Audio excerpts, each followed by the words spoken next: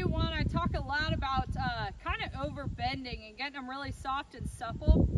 And I want to put a video together on the barrel pattern of what that looks like.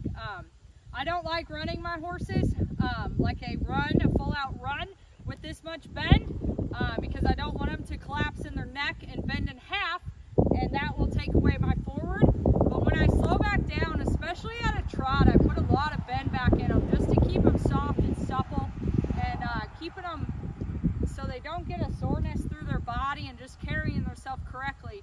And the faster I go, I take that bend out a little bit more until I just have that inside eye. So this is what that looks like.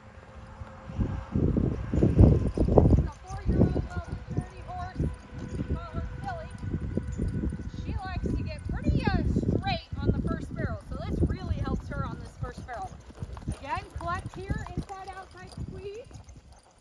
Here's that bend. So you can tell right there on the back side, she gets stiff. I'm going to recircle her. I want all that bend and hold that until she comes out.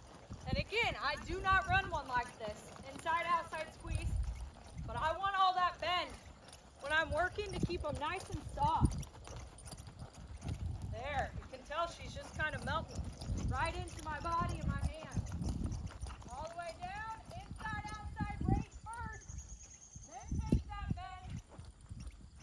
I've got my inside reins working, my inside leg. Hold it, hold it, hold it, now release. Often people release that too quick to get out of that barrel, and they're not getting that last step. So make sure you hold that until that horse's hip clears that barrel. Again, I do all that bend a lot in my trot work.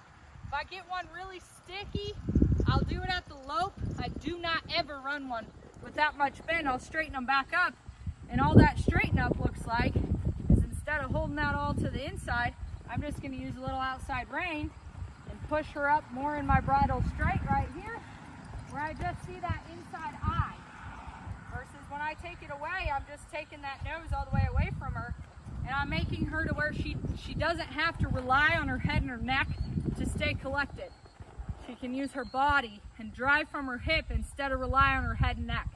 That's where you notice I don't run a lot of tie downs and stuff like that, because I do a lot of the softening drill, and it really gets them to where they're relying on their body to move and stay balanced instead of their head or their neck, which is why a lot of people are saying put a tie down on for them to lean on it, which initially is bracing, and that's actually just a band-aid to getting them really soft and getting them supple.